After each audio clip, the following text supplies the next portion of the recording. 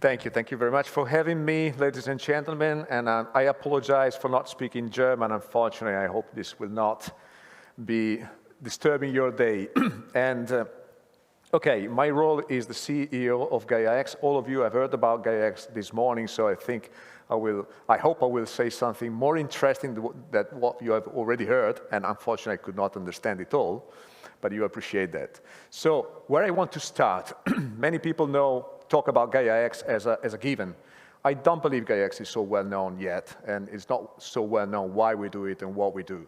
So what I would like to do is try to go through a roadmap starting from where Gaia-X stands with respect to the European data strategy, to then go why we do Gaia-X, and then what we're doing, where we are, very quickly. So this is the European data strategy in simple terms. So what European data strategies try to build a single data market, exactly like any market in Europe. Now, this data strategy stands on these 4 pillars, so creating data flow and across Europe to create the so-called data spaces across sectors. Doing this, accessing high-quality data, and the only way to build services and smart services is getting access not to generic data, but to quality data, meaningful data. Also, we want to have common rules to use and circulate the data, and of course we want these rules to be in line with the rules and the principles and the value of the European Union. Now, it goes without saying that everybody knows what the trend of the cloud market is in Europe. It is declining. When it gets to the European player, it's increasing even more after this pandemic period for all non-European players. Per se, this is not a problem because it means the demand is growing. And actually, the pandemic taught us the hard way a very strong lesson. We need digital platform to stay alive, to work, to send our children to school, and to be competitive in the economy market. But I will come back to this point because I think it's important to give some figures of the money we're talking about. This is, let me say, a few milestones that stand behind the European data strategy. So in 2020, the European data strategy was announced by the European Commission and Ursula von der Leyen, and she demanded to this single market of data. May 2020, we all know what happened during the last year, so the recovery funds were announced. And this is a unique opportunity for Europe. We're talking about 750 billions. 20%, just 2 voices, is digital and green that have a minimum threshold to be used. And it's 20% minimum. But if you think about that, digital goes everywhere, in every sector, in every industry. You can imagine that the indirect investments in digital will be much higher.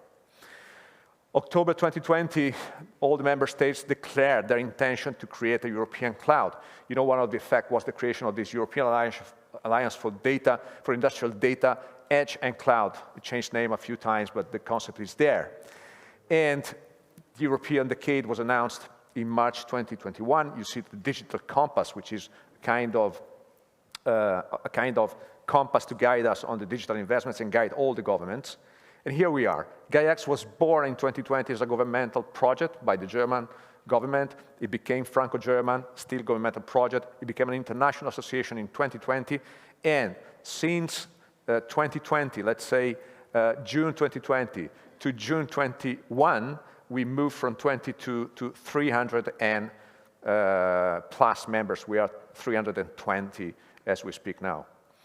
Now, the objective of this digital decade is to make this shift happen. Data are everywhere.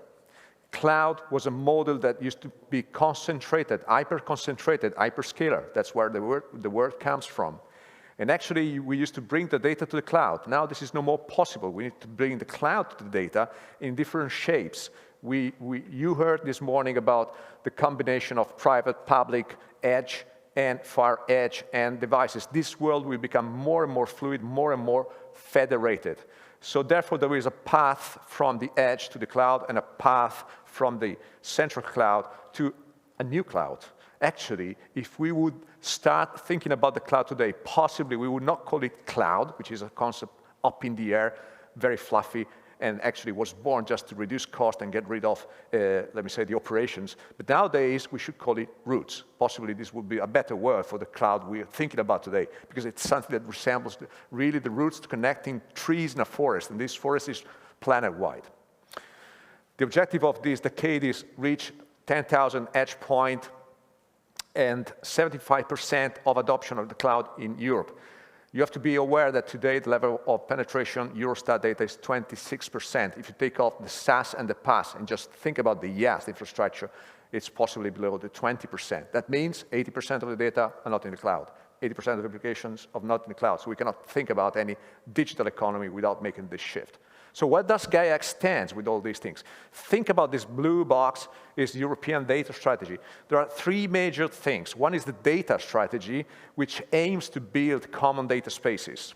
One is the cloud block that it aims to build a common cloud infrastructure, and the European Alliance is thinking about that. And the other main objective is building high-impact project, the so-called IPSI. Gaia-X has the objective to build data spaces and a new generation of cloud where these data spaces can be created. So there's a strong connection to Gaia-X and the European data strategy. So why Gaia-X? I think now it's more clear, but what are we talking about? The data economy is based on the platform economy.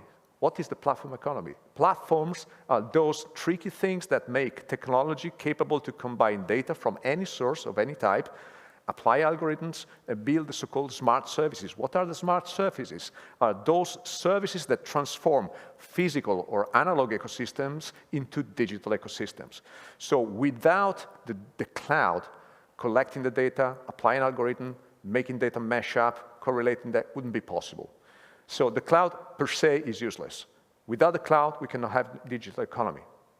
So what? Let's see the volume of this business. This is just the direct business. So if you think about the revenues of companies building technology, system integration, data platforms, this volume was around 100 billion in 2020, in 2019, let's say 200 million according to other estimates. But the common estimate of 2025 is that this will become almost 900 billions. That means roughly 10% of the GDP of Europe. Now, if you add on top of this that the inducted business, so not just the one directly produced by technology, but the business produced by the value added that you can add to a car, to a fridge, to a house, to a financial service, is produced through data, possibly the GDP portion, directly or indirectly influenced by data, is going to be 30, 40% of the GDP in 5 to 10 years. This is my projection. But if that is true, that means we will not be just dependent on some technology players which we might not have control. Our life, our employment, our future, our education will depend on those technologies. If somebody does not believe this is a real problem, this is the picture that they show. This is a report from Gartner 2020. This is the overall market capitalization of data companies. So it's not per se the economical value of data, but it's proportional. So if you sum up the value of the market capitalization of data companies, so companies that build data platforms, the European one is 4%, made by 9 players.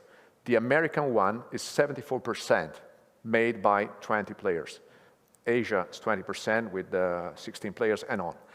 So this tells me 3 things. Our value is negligible in Europe. The second thing is that given the raw material of digital economy is data, so it's reproducible and everybody can build data and European data are high quality, we do not have a problem of raw material.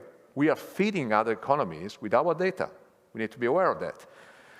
And third, of course, this is real economy. So this is not just IT geeks stuff. It's not the IT business trying to tell a story for the IT business. Not at all. This is our life.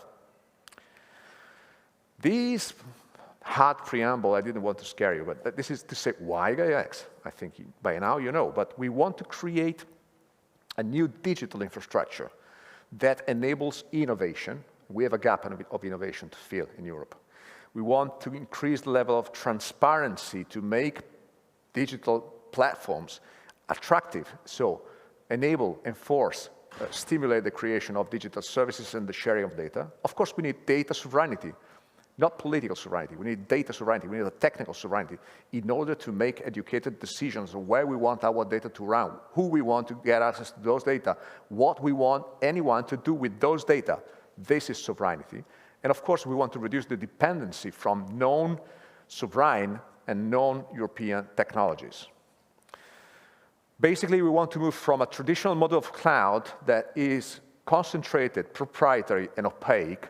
Concentrated because once upon a time, the cloud was built like the mainframe in the old ages. So you brought all the data there, and the more you bring, the better it is. It's a factory model, like a car manufacturing model. The more you pack the factory, the more you saturate, in industrial terms, the better economy you make. Proprietary means it's not interoperable, of course. And opaque means you cannot open the box, and this is the logic of the factory. You work in a black box. Instead, we want a distributed model of cloud, because data is distributed. We want an open model of cloud in order to make it interoperable, and we want a transparent cloud in order to make aware and educated decisions on what we want this digital platform to give us. Move from a model where you let somebody control your data to a model where you get back control of your data. This is, in a nutshell, what we mean by trust and sovereignty. An easy way to look at it is the following. Think about the current model of cloud is basically like a one-way. Why we have this 20% or 26% adoption of the cloud? Because people are scared. They know that if they move to the cloud, most likely they will not be able to come back. There's little portability, there's little interoperability, and it's hard to invest money and then change your mind. But if the world of cloud is becoming so distributed, so complex, do you really want to spend and invest on something that will keep you hostage? People don't run that risk. CIO don't want to run the risk. CEO don't see the advantage. So instead, we would like to shift a model of a roundabout. So you can enter a roundabout and go wherever you want, come back, and move your data here and there and change providers. This is our dream, to make, first of all, the adoption of the cloud higher. It's like getting rid of the main pain. After we get to that result, then we will be able to build data spaces, value, and new economy.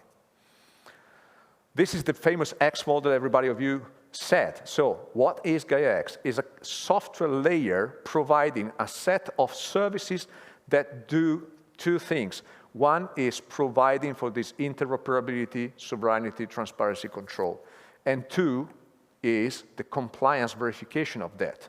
We use several technologies. I will not go into the detail of the technology we use, but one key thing you have to consider is that Gaia-X is being conceived as a self-certifying architecture.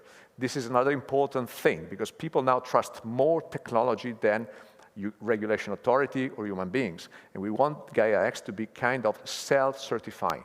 In such a way, if you join Gaia-X, if you are Gaia-X compliant, you will reach a high level of trust. What we do, three things. We specify, so we describe all this thing, which is basically documentation. The technical architecture document describes what Gaia-X is.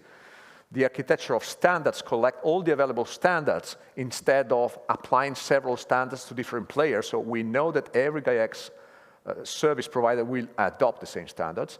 And policy rule is a common set of policies and rules. Every cloud provider has got different terms and conditions. This is a problem for procurement. So we want to make sure that you have one set of rules, one set of technology standards, and one set of components that govern and control your technology layer. We are not building any hardware. We are not building anything new. We are sitting on top of the existing. This is another key driver of Gaia-X. The second thing we do, we develop it. We just not talk about it. We just not draw documents and pictures. We are developing an open source implementation, the so-called reference implementation, that will be available for free. This does not mean it is free. It means that you can implement those services and be compliant to those services, and you will be self-verified by the service themselves. And this is the third thing we develop. Labels is the next generation of the concept of certification. So Gaia-X will be able to label the level of compliance of the service provided according to the compliance services embedded in the architecture. So it's a self-included ecosystem that provides security, trust, transparency, sovereignty, and control. Where we are. 300 members, 25 countries represented, 90%, more than 90% are European, but not only, this is interesting. 15 hubs active across the Europe, but some will start soon in Japan, in Korea. We are having advanced discussions. 20 international working groups working at different tables, defining all the bits and bytes of what I'm describing very quickly here. And more than 2,000 people working for free, in kind. So all these members are providing their resources for free. They decide where they want to work, and they provide the best minds to develop what we're saying. So we have the best people, let me say, on planet Earth, working on one mission. This is where we are. The plan is a 5-year outlook. The first half of this 5-year, we will have to push. But the second half, if we did the right thing, the market will pull. So this is the promise and the objective. We have started delivering, we're delivering the third version of the architecture in the next couple of weeks. We have started working on, we have a project running by Andreas Weiss, who is here in the audience, that will deliver the first version of the federation services by the end of this year. And we have started working on some concrete data space projects like Gaia-X that you have heard about.